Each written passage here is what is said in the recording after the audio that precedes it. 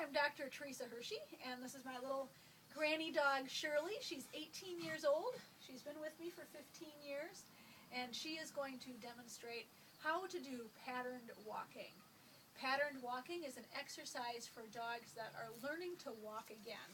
So, for example, dogs that have had intervertebral disc disease, or dogs that have had a fibrocartilaginous emboli and are having some neurologic problems, those dogs we need to retrain to walk again. And the way that we do that, or one of the tools that we use for doing that, is doing a patterned walk.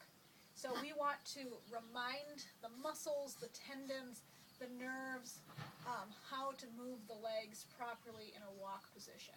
So we start with the patient standing, and sometimes the patient is so weak that you need to have somebody that can specifically hold the patient up.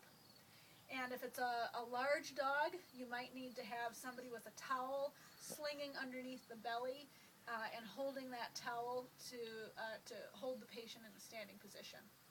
So once the patient is in a standing position, now we're going to pattern a walk. So we are going to start by picking up the left rear leg and moving it in an exaggerated way, like the leg would walk. And now we're going to move the left front leg. And then we're going to go back to the right rear leg, pick it up in a nice bicycle motion, and put that foot down, and then move the left front leg. And we're going to go in that pattern.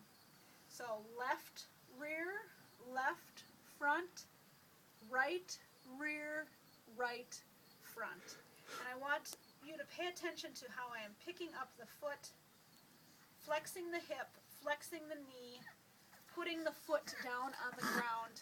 All of these are important sensory inputs that we're doing here. We are now picking up the leg, flexing the elbow, extending the paw.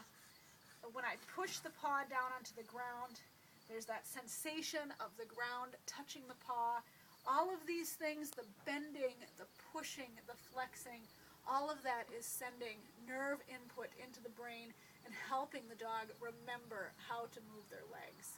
So when we start moving the dog, we're going to start traveling while we're doing the patterned walk.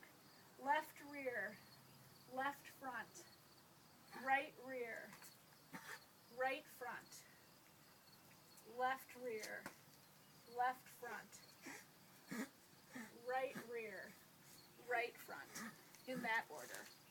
And that's how you do a patterned walk.